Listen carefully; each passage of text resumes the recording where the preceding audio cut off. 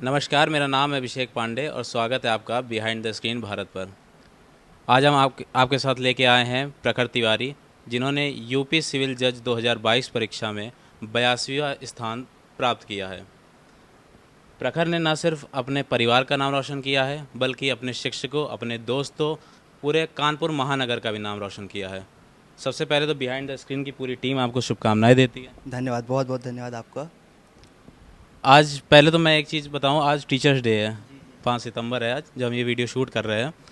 तो पहले मैं चाहूँगा आप टीचरों से ही अपनी शुरुआत करें, और टीचरों का क्या रोल रहा और क्या उन्होंने आपके लिए करा, कहाँ कहाँ उनसे आप सीखे, क्या क्या सीखे।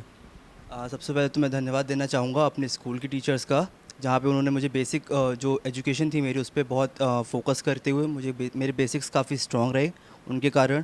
फिर मेरा जो मैं जहाँ से मैंने कॉलेज करा, मैं उन सारे टीचर्स का धन्यवाद देना चाहूँगा जिन्होंने मुझे इस लीगल एजुकेशन में मुझे इंट्रोड्यूस करा और उसके प्रावधानों से मुझे इंट्रोडक्शन करवाया। और सबसे आखिरी में, और जो जिनकी वजह से मैं आज यहाँ पर हूँ, वो मेरे परीक्षा मंथन कोचिंग के जो मेरे टीचर्स हैं दोनों, आशीष सर और समर सर, उनका मैं बहुत बहुत धन्यवाद देना चाहूँगा। क्योंकि उन्हीं के कारण मैं आज यहाँ पर मेरा ये एग्ज़ाम निकला है। और पूरे जर्नी में उनका बहुत सपोर्ट रहा है, बहुत बिलीव रहा है उनका मुझ पर। और पूरी तरह से उन्होंने जितना वो कर सकते थे अपनी मुझे मुझे मतलब जज बनाने में उनका बहुत बड़ा सहयोग है। जज बनाने में बहुत बड़ा सहयोग है। और आपको पता है, शिक्षक का रोल जीवन में बहुत बड़ा होता है। चाहे वो शिक्षक हमारे माँ बाप हों, चाहे बचपन के अध्यापक हों, और चाहे हमारे सब दोस्त हों, कहीं ना कहीं वो हमें कुछ ना कुछ सिखाते रहते हैं। और हमारे इस बिहाइंड द स्क्रीन, जो मैं जब भी नाम लूँगा, तो इसके साथ जो हमारे प्रस्तावना वाला वीडियो है, जिसमें हमने रूपरेखा का डिस्कशन करा है कि इन डेप्थ वीडियो होंगे, तो इस वीडियो के अंतर्गत हम यही चाहेंगे कि शुरुआत में आपको ये पता रहे कि आप भारत में जज कैसे बन सकते हैं। और अगर कोई व्यक्ति जज बनने की आशा रखता है, क्योंकि एलएलबी के लिए एक मिथ बना हुआ है कि आपने एलएलबी किया है तो कचहरी में जाएंगे, टाइपराइटर लेके बैठेंगे, बहुत सारे टॉन्ट बन मिलते हैं। तो उस मिथ को भी तोड़ेंगे, और एक सॉल्यूशन ओरिएंटेड वीडियो होगा जिसमें पता हो एक कैंडिडेट को जो आगे जज बनना चाहता है, न्यायपालिका से जुड़ना चाहता है, तो उसे क्या क्या करना होगा। तो हम शुरुआत इससे करेंगे कि आपने जज के बारे में कब सोचा कि आपको जज बनना है, और इसकी शुरुआत कैसे करी, तैयारी की शुरुआत कैसे हुई आपकी। जो इस एग्ज़ाम के लिए जज बनने, किसी भी स्टेट की जुडिशरी में जाने के लिए जो बेसिक क्वालिफ़िकेशन है, वो आपको एक एलएलबी की डिग्री होनी चाहिए। या तो आपके पास 5 ईयर डिग्री हो या फिर 3 ईयर डिग्री हो। इसका अगर आपने ये डिग्री प्राप्त कर रखी है तो आप इस एग्ज़ाम में अपीयर हो सकते हैं। और रही बात मेरी कि मेरे मेरे मोटिवेशन कहाँ से है, मैंने शुरुआत कहाँ से करी। मैंने अपनी इंटर्नशिप्स में कॉलेज में सारे फील्ड्स जो हैं लीगल एजुकेशन की, लॉ की, वो मैंने एक्सप्लोर करी थी। मैंने इंटर्नशिप्स करी थी अपनी लिटिगेशन में और कॉरपोरेट में कर रखी थी मैंने। और जब मैंने कॉरपोरेट में लास्ट इंटर्नशिप अपनी करी, वहाँ पे मुझे काफ़ी लगा कि मैं यहाँ पे मेरे पास खुद के लिए बिल्कुल टाइम नहीं है। मुझे रात में 11-12 बजे तक, जो कि वहाँ के लिए नॉर्मल है, कॉरपोरेट कल्चर के लिए रात में 11-12 बजे तक रुकवाना बहुत नॉर्मल है, रुकवाया जाता था। तो मेरे लिए जो सुबह वापस अगर 9 बजे मुझे ऑफिस आना है, तो मुझे जो रात सुबह पे जो मेरे खुद के लिए टाइम था कि अगर मुझे रनिंग पसंद है तो मैं वो नहीं कर पा रहा हूँ, मेरे खुद के हेल्थ के लिए टाइम नहीं आ रहा है, मिल पा रहा था। तो वहाँ पे मैंने सोचा कि मैंने फ़र्स्ट टाइम ये थॉट मेरे प्रोसेस में मेरे माइंड में आया कि मुझे इससे कॉर्पोरेट, उससे पहले मेरा पूरा कॉर्पोरेट में जाने का था। बट फिर उसके बाद मैंने डिसाइड करा कि हो सकता है कि मैं, हाँ, जुडिशरी को ज़रूर एक्सप्लोर करना चाहूँगा। इसके बाद मेरे जो थर्ड फोर्थ ईयर में मेरे जो सीनियर थे, चिन्मय पांडे सर और ऋषभ राय सर, उनका बहुत बड़ा योगदान रहा है। मैं उनके साथ ही मतलब उनके गाइडेंस में कॉलेज में था, उनके साथ में, और दोस्त भी थे वो मेरे बहुत अच्छे। तो जब उन लोग का हुआ कि वो जुडिशरी की प्रिपरेशन स्टार्ट कर रहे हैं, तो फिर मैंने भी कहा कि सर मैं भी आप लोगों के साथ एक बार 1 महीना का जो ब्रेक होता है, इंटर्नशिप ब्रेक, उसमें मैं आपके साथ प्रिपरेशन करना चाहूँगा और उसका साथ का भाग बनना चाहूँगा। तो हम साथ में जाके भोपाल में 1 महीने के लिए हमने प्रिपरेशन करी थी, हम लोगों ने। वहाँ पर मुझे बहुत इंटरेस्ट डेवलप हुआ। मुझे लगा कि हाँ, जो ये इसकी जो पढ़ाई है वो मेरे से हो सकती है। और मेरे लिए काफ़ी आसान भी पड़ रहा था, क्योंकि वहाँ पे एक सब्जेक्ट 2 सब्जेक्ट पढ़े थे, तो उस समय तो काफ़ी आसान लगा था। बाद में काफ़ी मतलब जाके पता चला कि नहीं, बहुत मुश्किल है चीज़ें, ऐसा आसान तो नहीं है। बट हाँ, वो जो सीनियर्स का गाइडेंस मुझे रहा, वहाँ से मेरा हुआ कि मुझे जुडिशरी में आना है। हाँ, मतलब सीनियर्स ने आपके अंदर चिंगारी जगा दी, चिंगारी जगा दी कि हाँ आपको तैयारी करनी है। बिल्कुल, उन्होंने चिंगारी भी जगाई, वहीं से रहा, और पूरा मेरा जो भी उसके बाद से प्रिपरेशन रहा है, वो उनका गाइडेंस भी रहा है पूरा, दोनों का, चिन्मय सर एंड ऋषभ सर का। पूरे दौरान उन्होंने मेरा साथ दिया। अगर मैं मुझे कुछ समझ नहीं आ रहा तो सिर्फ देवर वन कॉल अवे, सिर्फ एक बार कॉल करता था और मैं छोटे छोटे डाउट भी उनसे पूछ लेता था। दिन में दो दो बार कॉल भी करे, उनके खुद के पेपर्स भी होते थे, बट उन्होंने पूरी हेल्प करी है दोनों ने। तो वहाँ से पूरा गाइडेंस, उन्हीं के गाइडेंस में मेरी तैयारी हुई है दोनों में। जी। तो जब प्रखर से मेरी बात हुई और इनका इंटरव्यू लेने के लिए मैं बहुत ज़्यादा उत्साहित भी था, क्योंकि एक एवरेज स्टूडेंट की बात करें और जैसा कि उन्होंने बताया कि ये शुरू से बैक बेंचर भी रहे हैं, तो मैं भी रहा हूँ, एवरेज स्टूडेंट था। हाँ, ऐसा धक्का वाला स्टूडेंट नहीं था कि हाँ कि पास हो जा रहे किसी भी तरह, अच्छे नंबरों के साथ पास होते थे। तो मुझे था कि एक क्लैट की परीक्षा, कैलक्लैट जैसी कठिन परीक्षा को पास करना और एनएलयू में जाना, एनएलयू के बाद यूपी सिविल जज की परीक्षा क्वालिफाई करना, वो भी इतनी अच्छी रैंक के साथ। तो मैं इस जर्नी को आपसे जानना चाहूँगा कि मतलब कैसा रहा और कैसे तैयारी करी, क्लैट की तैयारी के बारे में बताइए। जी जी, मैंने क्लैट की जो मेरी प्रिपरेशन थी वो मैंने एक कोचिंग ली थी, उसके वहाँ से करी।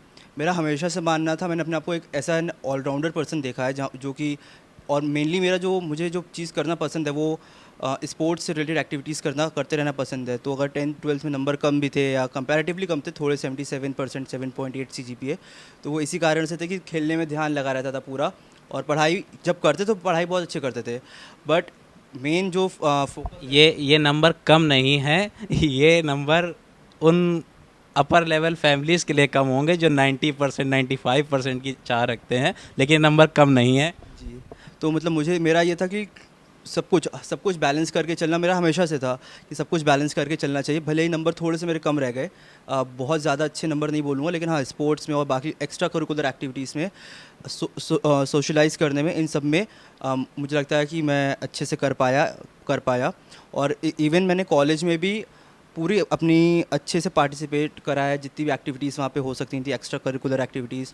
बहुत अच्छे दोस्त बनाए, टीचर्स से बहुत अच्छा संबंध थे सबसे। तो मेरा वहाँ पे भी मेरी मतलब मैं भले ही मैं बैक बेंचर, वहाँ कॉलेज में भी मैं बैक बेंचर ही था। हम 3 दोस्त साथ ही बैठते थे, पीछे पे जाके बैठ जाते थे। सिर्फ एक ही बेंच होती जहाँ पे 3 लोग बैठते थे, और वो सबसे आखिरी बेंच होती थी। बट वहाँ पे भी यही था कि ओवरऑल डेवलपमेंट जो था वो हो रहा था, क्योंकि सबसे और समझदारी थी कि कैसे क्या चीज़ें करनी। तो जब टाइम आया तो उस हिसाब से मेहनत करी, तो फिर फल भी उसी स्वरूप मिला मुझे। अच्छा, एनएलयू में स्पोर्ट्स वगैरह आप खेलते थे? किस स्पोर्ट्स में? मुझे ऐसा लगता है क्रिकेट के प्रति आप ज़्यादा। नहीं नहीं, मुझे क्रिकेट खेलना बहुत पसंद है, लेकिन क्रिकेट उतना अच्छा नहीं खेल पाता कि मैं अपने कॉलेज को रिप्रेजेंट कर पाऊँ। बैच में ज़रूर थे। मुझे वॉलीबॉल खेलना बेहद पसंद था, volleyball, basketball, table tennis, cricket.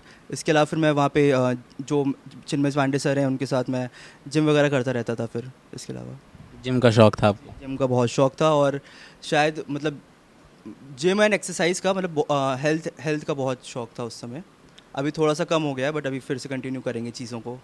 नहीं, हेल्थ में कोई कमी नहीं है, हेल्थ कॉन्शियस पर्सनैलिटी प्रखर तिवारी। तो अब एक इस सेगमेंट को आगे हम बढ़ाएंगे। कोई व्यक्ति अगर एलएलबी में एडमिशन ले रहा है, किसी किसी कारणवश उसे एनएलयू में एडमिशन नहीं मिल पाता है, लेकिन उसका मोटिव यही है कि वो जज बने आ गया, चाहे बड़ी अदालतों में हो, चाहे शुरुआत तो डिस्ट्रिक्ट कोर्ट से ही होती है। तो यूपी सिविल की परीक्षा आपने क्लियर करी है, तो इसी के पैटर्न में आप बताइए कि एक बच्चा कैसे तैयारी कर सकता है, क्या क्या चीज़ें उसको फॉलो करनी है, शुरुआत से बेसिक लेवल से, नींव जहाँ से रखी जाती है वहाँ से आप बताएं। जो जुडिशरी की प्रिपरेशन होती है उसके लिए जो बेसिक एलिमेंट कहते हैं उसको बोलते हैं कि read bare acts as many times as possible. जो आपके बेयर एक्ट्स हैं उनको आप जितनी बार पढ़ेंगे उतना कम है, जिस दिन तक आप बन ना जाएं। और मेरा तो गुरु मंत्र मुझको मेरे सीनियर्स ने भी और टीचर ने दिया था कि आप तब तक बेयर एक्ट पढ़ें जब तक आप जज बन ना जाएं। तो मैंने बहुत बार बेयर एक्ट्स पढ़े हैं। कुछ बेयर एक्ट्स में 40-50 बार भी पढ़े होंगे मुझे लगता है, आईपीसी और इंडियन एविडेंस एक्ट कॉन्स्टिट्यूशन के। बाकी भी अच्छी खासी बार पढ़े हैं। तो बेयर एक्ट से आप जब एक बार, पहली बार आप पढ़ेंगे तो आपको समझ में नहीं आएगा बेयर एक्ट में क्या बोल रहा है। बट फिर आप एक बार, दो बार, तीन बार, जब तीसरी बार पढ़ना स्टार्ट करेंगे तो आपको समझ में आने लगेगा कि क्या चल रहा है उसमें। तो आप उस तरह से बेयर एक्ट सबसे पहले करें, ख़रीदें, उनको पढ़ना स्टार्ट करें। कोई आसान सब्जेक्ट पढ़ें जो कि आसानी से समझ में आता है, जैसे इंडियन पीनल कोड लोगों को आसान लगता है। फर्स्ट मैंने भी सबसे पहले वही पढ़ा था। और इसके अलावा फिर आप अगर कोचिंग कर रहे हैं तो कोचिंग में जो नोट्स प्रोवाइड करे जा रहे हैं उनको अवश्य पढ़ें। और आपकी जो भी स्टेट है उस हिसाब से अगर जीके आता है, जीके जीएस आता है, तो उस पे काम करना बहुत आवश्यकता हो जाता है। हिंदी इंग्लिश पे काम करना बहुत आवश्यक होता है क्योंकि वो भी स्कोरिंग सब्जेक्ट्स हैं और लोग उस पर कैंडिडेट्स जो हैं वो उस पर ध्यान नहीं देते हैं इतना।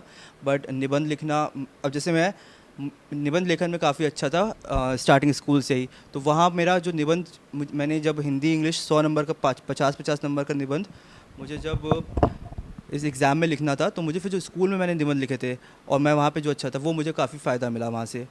तो आप धीरे धीरे करके स्टार्ट करिए प्रिपरेशन, बैरैक्स पढ़िए। अगर आपको बुक्स की आवश्यकता पड़ रही है, अगर आप कोचिंग नहीं कर रहे तो आपके बुक्स रेफरेंस बुक्स की आपको आवश्यकता पड़ेगी पढ़ने की। आप वहाँ से कॉन्सेप्ट्स क्लियर करिए। केस लॉज पढ़िए, रीसेंट केस लॉज के लिए साइट्स हैं जैसे कि Bar and Bench and Live Law, इनको फॉलो करना बहुत आवश्यक हो जाता है। इसके अलावा करंट अफेयर्स एक बहुत ही इंपॉर्टेंट रोल प्ले करते हैं। चाहे वो अगर आपके पेपर में करंट अफेयर्स जीएस में नहीं आता तो वो लीगल में अवश्य आप अगर उसको पढ़ें तो वहाँ पे आपको हेल्प होगा। करंट अफेयर्स फिर आगे चल के इंटरव्यू में भी बहुत बड़ा रोल प्ले कर जाता है, क्योंकि बहुत बार इंटरव्यू में आपसे करंट से रिलेटेड क्वेश्चंस पूछे जाते हैं। जैसे कि मणिपुर वॉयलेंस से रिलेटेड हमारे इंटरव्यू में काफ़ी कुछ पूछा जा रहा था।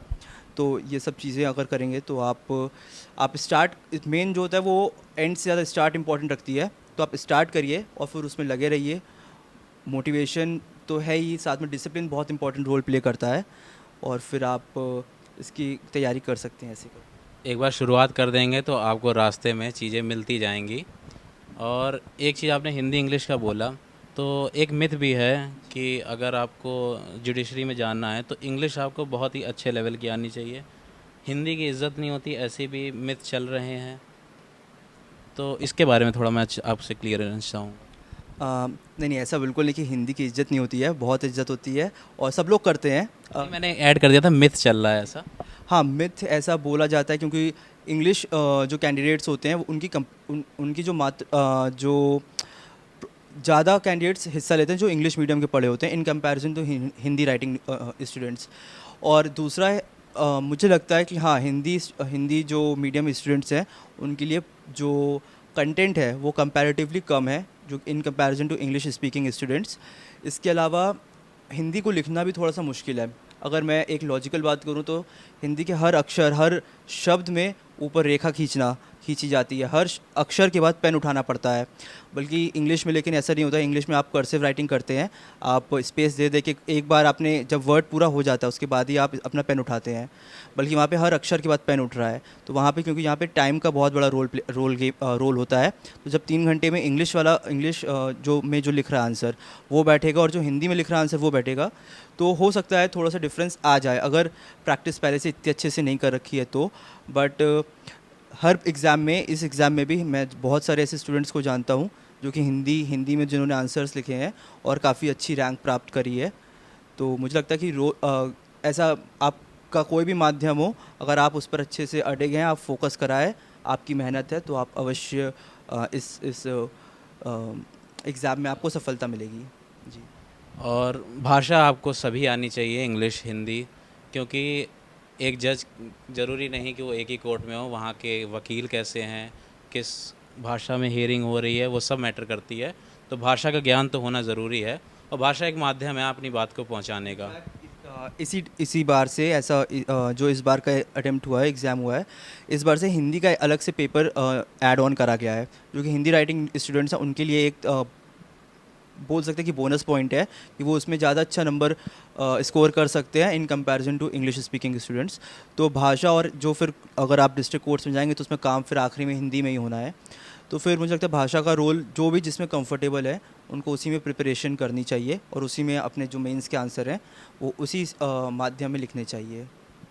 अच्छा, आपने अभी आपने बताया कि इंटरव्यू का अपना एक्सपीरियंस कि मणिपुर से रिलेटेड सवाल पूछे गए आपसे, तो क्या मतलब थोड़ा इंटरव्यू के बारे में बताइए, किस तरह क्वेश्चन पूछे जाते हैं और क्या क्या सिनारियोज़ दिए जाते हैं, क्या कोर्ट के भी सिनारियोज़ दिए जाते हैं उसमें?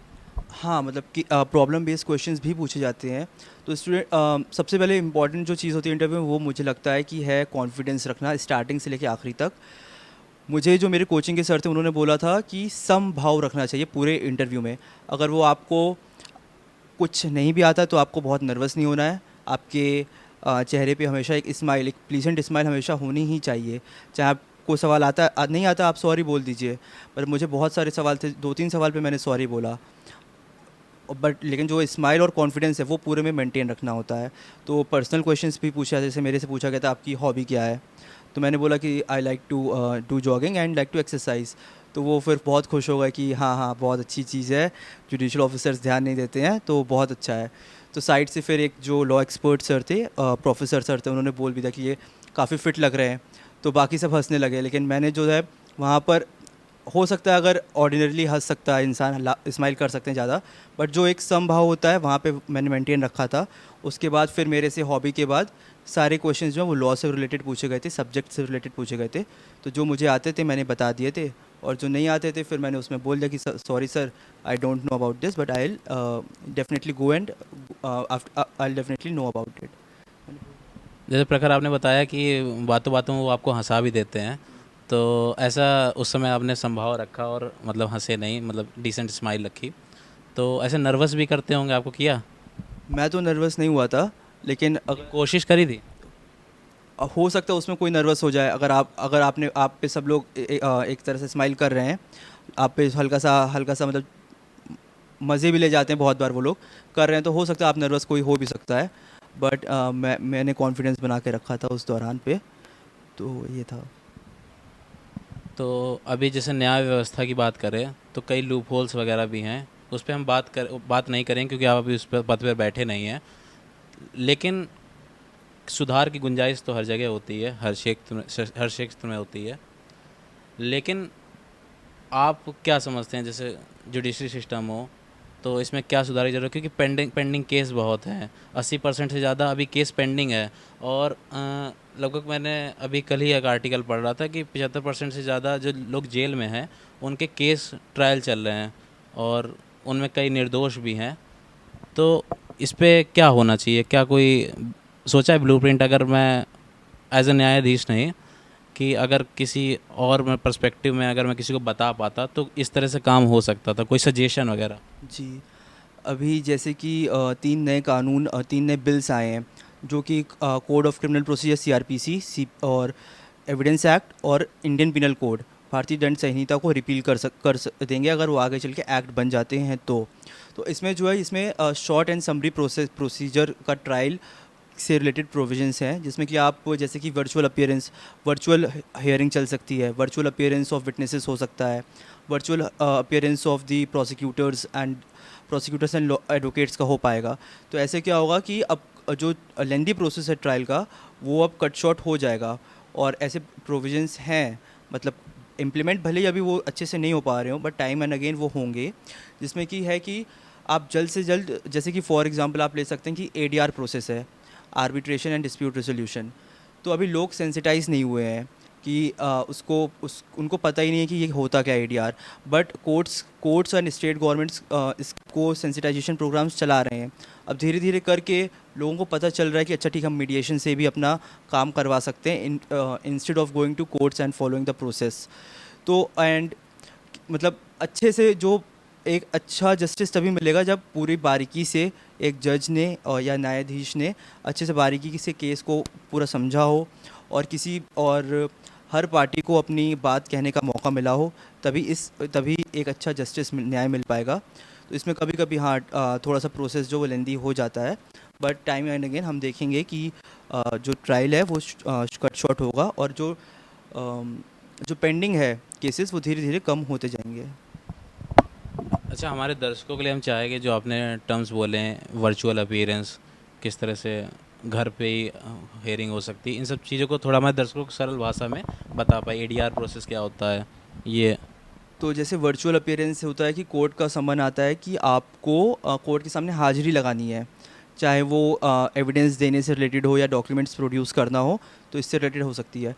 अभी क्या है कि पहले क्या होता था कि लोग कोई रीज़न दे देते थे फॉर देयर नॉन अपीयरेंस, कि हम नहीं आ पाए क्योंकि हम बीमार थे या हमारे कोई घर पे काम था।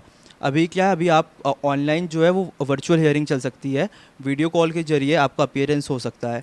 तो अब जो है, ये जो एक्सक्यूज़ेस होते थे वो अब कट शॉर्ट हो जाएंगे, एंड जो एडजर्नमेंट्स होते थे कि केस तारीख पे तारीख पड़ती जाती थी, वो अब इन कंपैरिजन अभी के अब आगे चल के नहीं नहीं होगी इतना। हाल ही में प्रखर जैसे साइकेट्रिस्ट जो होते हैं, इनका बिजनेस चल पड़ा है। लोग डिप्रेस्ड हो जाते हैं तैयारी करते करते। और जैसे कि आप बैक बेंचर रहे हैं, और आपने सारे मिथ तोड़ दिए हैं पहले ही अटेम्प्ट में क्लियर करके। तो मैं चाहूँगा ये डिप्रेशन और तमाम चीज़ें इनको कैसे दूर करें, और आपने कैसे दूर करा, क्योंकि डिप्रेशन आता है, इसमें कोई दो राय नहीं है। एक समय लगता है यार होगा भी कि नहीं होगा। तो इसके बारे में ज़रा बताएं।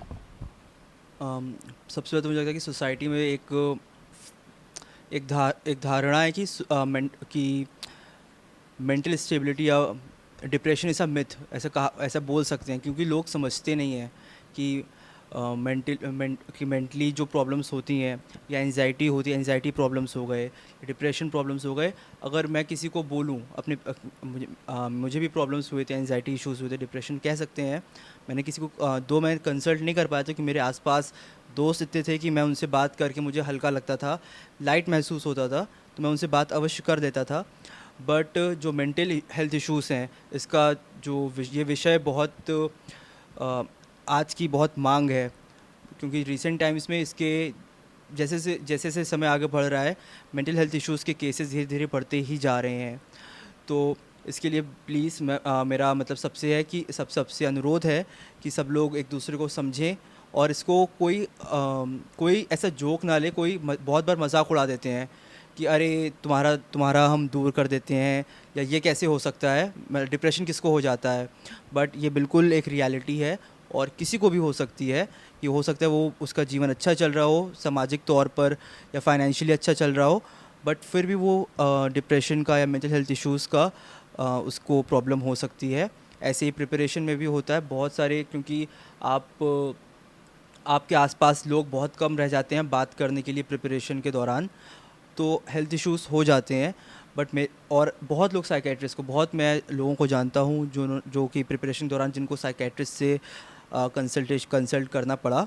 बट सौभाग्य से मेरे पास ऐसे लोग थे, मेरे मित्र ऐसे थे जिनसे मैं बात करता था और थोड़ा बहुत लाइट फील करता था, पूरा दिन भर की बात कर ली और ये होता था। बट हाँ, अगर आपको इश्यूज़ हैं तो आपको प्लीज़ साइकेट्रिस्ट को दिखाना चाहिए। और हम सबको एक दूसरे को इसमें एक दूसरे का साथ देना चाहिए, कि अगर कभी कुछ ऐसी बात ना बोलें, क्योंकि प्रिपरेशन में एक तो बहुत सारे लोग आपको नए नए क्या बोल सकते हैं कि एग्जांपल्स दे जाते हैं कि हमारा बच्चा ये कर रहा है, हमारा वो कर रहा है, वो ये बन गए।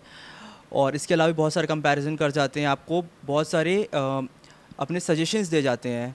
शायद वो सजेशंस आपको उस समय महसूस हो कि कोई काम के नहीं है, लेकिन सोसाइटी है, बोलेगी बोलेगी, और उससे बहुत लोगों को प्रॉब्लम होती है। डिप्रेशन भी होता है, हेल्थ इश्यूज़ होते हैं, मेंटल हेल्थ इश्यूज़ होते हैं, एनजाइटी तो खास करके होती है। बट ठीक है, इसमें यही है कि पॉजिटिव अप्रोच आप लेकर चलें, और अपने आसपास जो दोस्त हैं आपके वो अच्छे बनाए रखें, पॉजिटिव लोगों को अपने आसपास रखें। अगर आपकी लाइफ में नेगेटिव लोग हैं तो उनको कट डाउन करें। रिज़ल्ट के बाद फिर वो वापस आ जाते हैं लाइफ में, वापस मतलब अब आ जाते हैं वो लाइफ में वापस, आप उनको वापस से ला सकते हैं। बट अपने आसपास पॉजिटिव लोग रखें। मेरे शायद 7-8 मेरे दोस्त जिनसे मेरी बात हो जाती थी, कभी किसी से कभी किसी से। तो इस तरह से मेरी जर्नी तो इसी तरह से रही है। तो मित्रों ने मेरा बहुत साथ दिया मेरे। बातों बातों में प्रखर ने बात बता दी कि आपको साइकेट्रिस्ट की ज़रूरत तब तक नहीं पड़ेगी जब तक आपके पास अच्छे दोस्त हैं आपके।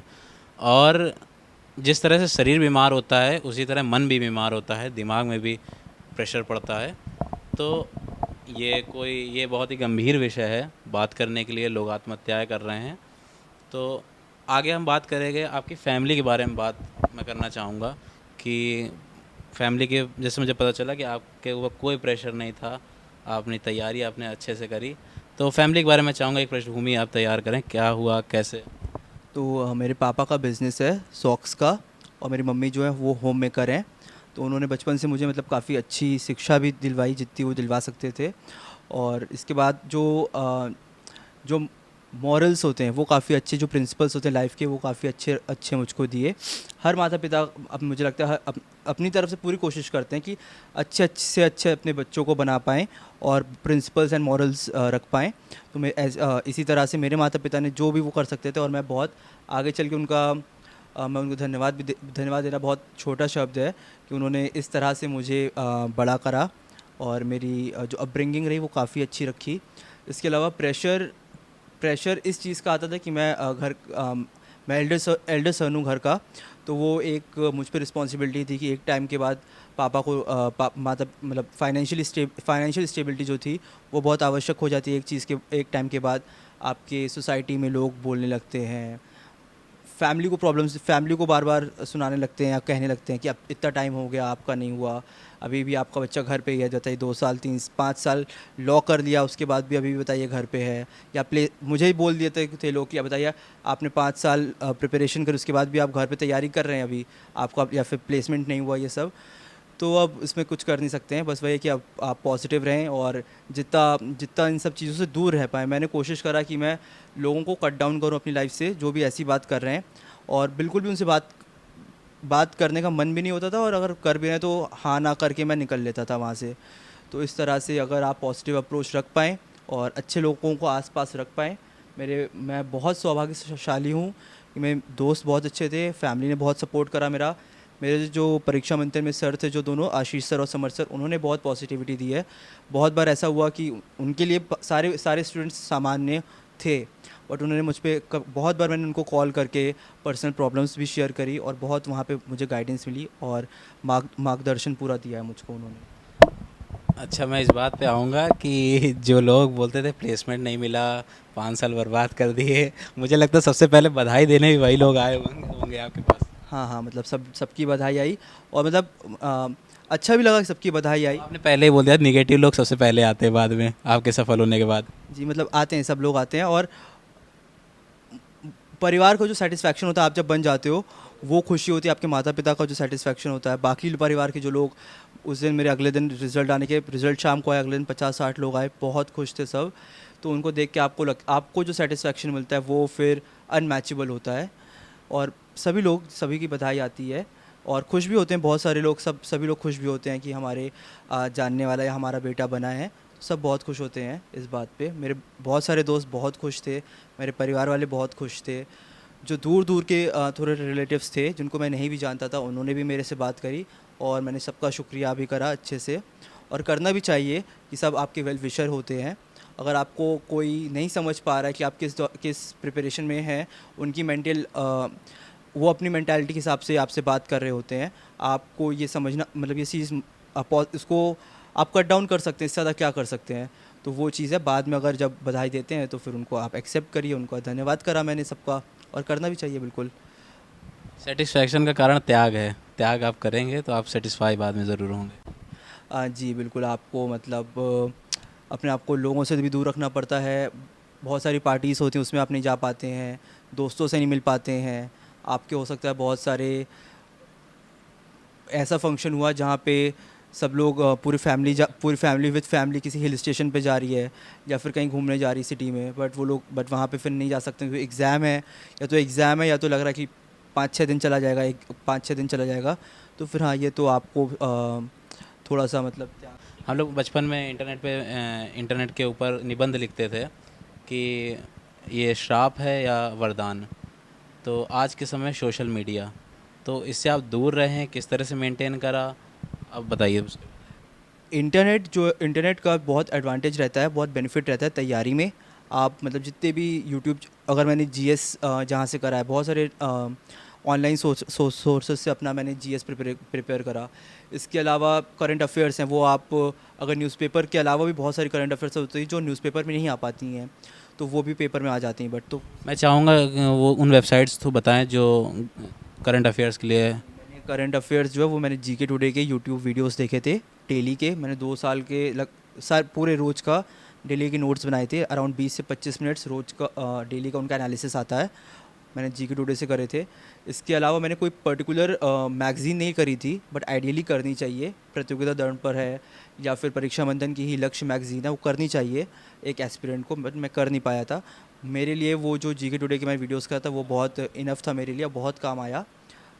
और सोशल मीडिया से, अगर बहुत लोग सोशल मीडिया को मैनेज करते हुए अपनी तैयारी कर लेते हैं, बट मेरे से इतना मैनेज नहीं हो पा रहा था, तो मैंने फिर उसको बीच मैक्सिमम टाइम मैंने डिसेबल ही रखा है। बीच बीच में अगर 5-6 महीने मन हुआ तो या फिर पेपर हो गया कोई, उसके बाद फिर कुछ और अभी नहीं दिख रहा सामने, ब्रेक ले रखा है, तो फिर एक हफ्ते के लिए आ गए, फिर उसके बाद डिसेबल कर देते थे। तो मैंने अपने आप को सोशल मीडिया से दूर रखा है, बट बहुत सारे लोग उसके साथ में मैनेज कर देते हैं। अच्छा प्रखर, अगर बात करें, आप एनएलयू में थे, 5 साल आपने वहाँ पढ़ाई करी, और बाद में प्लेसमेंट में जब बैठते हैं तो आपको 13-14 लाख का पैकेज मिलता है, लेकिन वो आप छोड़ देते हैं। और वो क्या सिचुएशन थी? क्योंकि मिडिल क्लास के लिए ये बहुत बड़ा पैकेज है, और फाइनेंशियल लेवल पे देखें तो परिवार सुधर जाता है। अब आपने वो कैसे अपने आप को मनाया, कैसे वो अपना दृढ़ संकल्प रखा, तो इसके बारे में बताइए। मैंने नेशनल यूनिवर्सिटी उड़ीसा से अपना ग्रेजुएशन करा है। वहाँ पे हाँ कॉर्पोरेट कल्चर ज़्यादा है, और मैक्सिमम लोग जो है वो कॉर्पोरेट फर्म्स में या कंपनीज़ में ही जाके आगे जाके लीगल एडवाइसर, ऐसा लीगल एडवाइसर प्लेस होते हैं। बट मैंने जो अपनी इंटर्नशिप करी थी, इंटर्नशिप्स होती इसीलिए कि आप एक्सप्लोर कर पाएँ जो भी चीज़ें आपको चाहिए, कि आप इस फील्ड्स में आप कॉम्पेटेबल हैं कि नहीं है। मैंने जो लास्ट इंटर्नशिप अपनी कॉर्पोरेट में रखी थी, वहाँ पर मैं सेटिस्फाइड नहीं हो पाया था। बट एट लास्ट आपको लाइफ में सेटिस्फैक्शन चाहिए, वर्क एंड लाइफ सेटिस्फैक्शन, तो वो मुझे कॉर्पोरेट में नहीं दिखा वहाँ पर उस पॉइंट ऑफ टाइम पे। तो मैंने थर्ड ईयर के एंड में डिसाइड करा था कि फिर मैं अब जो है कॉर्पोरेट एज अ फील्ड नहीं चुनूँगा, और जुडिशरी फिर मैंने आगे अपना रास्ता बनाया था। और फिर मैं प्लेसमेंट में बैठा भी नहीं था कॉलेज के, मैंने ट्राई नहीं करा, मैंने इंटर्नशिप्स भी नहीं करी फिर उसके आगे से। जो बीच में ब्रेक होता था उसमें थोड़ा बहुत अगर मैं जुडिशरी से रिलेटेड अगर पढ़ पाता था तो पढ़ लेता था। बाकी फिर मैंने अपना मतलब मतलब स्ट्रॉन्ग करा बीच में, जीएस, हाँ मैंने जीएस बीच में स्ट्रॉन्ग करा, जीएस पॉलिटी वगैरह पढ़ता था, ये था मेरा। मतलब प्लान बी आपने नहीं रखा, जुडिशरी को प्लान ए बनाया। और प्लान बी पे आप कुछ बोलेंगे? प्लान बी होना चाहिए, बैलेंस बनाता है क्या? प्लान भी अवश्य होना चाहिए, मुझे अब लगता है। जैसे कि मैंने मेंस दे दिया था तो मैं सेटिस्फाइड इतना नहीं था, कि मेरी तरफ से मुझे लगा कि मैं पूरा बहुत अच्छा नहीं कर पाया जितना मुझे करना चाहिए था।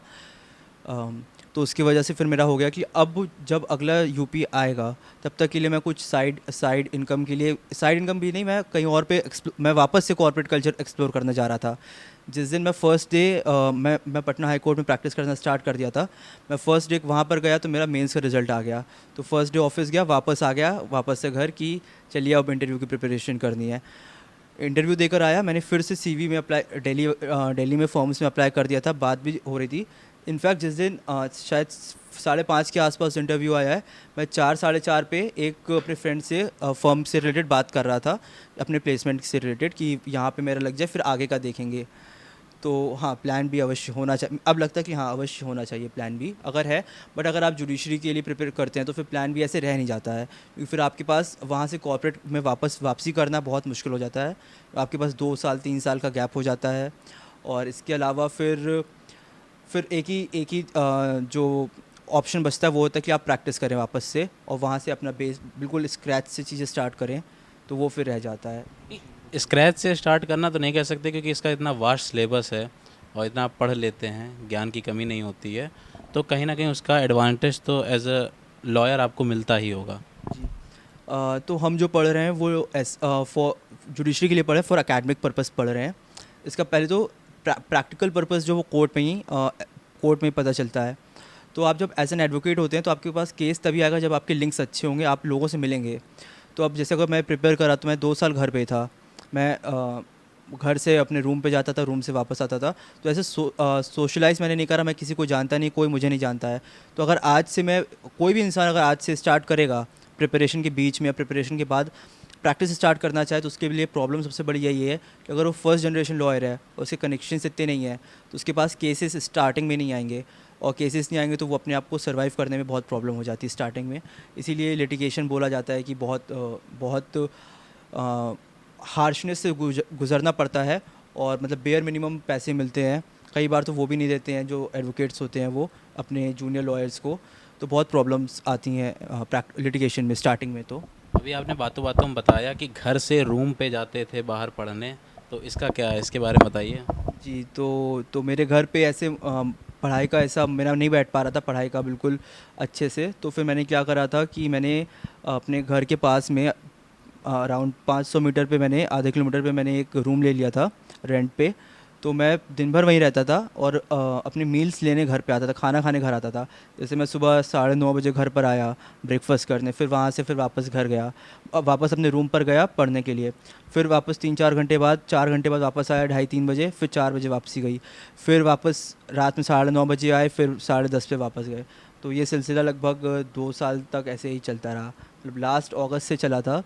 15 अगस्त 2021 में मैंने ये स्टार्ट करा था, और 30 अगस्त तक ये चला है। पूरा 2 साल के थोड़ा सा ऊपर रहा है। काफ़ी मतलब ये इस 2 साल के त्याग का आपको परिणाम मिल चुका है 82वीं रैंक यूपी सिविल 2022 परीक्षा में। तो जैसा कि आपने देखा, हमारे साथ जुड़े थे प्रखर तिवारी, जिन्होंने प्रतियोगी परीक्षा में 82वीं रैंक हासिल करी, 82nd रैंक सिक्योर्ड करी है, और आने वाले समय में एक सामर्थ्यशील न्यायाधीश के रूप में समाज को प्राप्त होंगे, एक बहुत महत्वपूर्ण एसेट के रूप में समाज को प्राप्त होंगे। ऐसी हमारी शुभकामनाएं हैं। बीटीएस भारत परिवार की शुभकामनाएं उनके साथ हैं। इस वीडियो को प्लेटफॉर्म पे लाने का उद्देश्य मात्र इतना था कि बहुत से ऐसे छात्र हैं, बहुत से ऐसे लोग हैं जो इन प्रतियोगी परीक्षाओं में भाग लेना चाहते हैं, और बहुत से कन्फ्यूजन्स उनमें होते हैं, बहुत सारे प्रश्न होते हैं।